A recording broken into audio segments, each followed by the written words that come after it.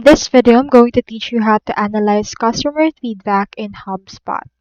So to do that, you first need to head over right here into the Service tab and locate the feedback surveys. Head over and click on this. Now with this, you can actually collect surveys via email, website, or embedded forms, and it will be populated within the HubSpot themselves. So within those surveys answers that you have collected, you can head over and analyze them. So you can just head over and click on the Responses tab, select the date range, and filter the responses right here. Now, once you're in there, you can head over and then click onto the actions, select the checkbox for the actual surveys that you want to actually analyze.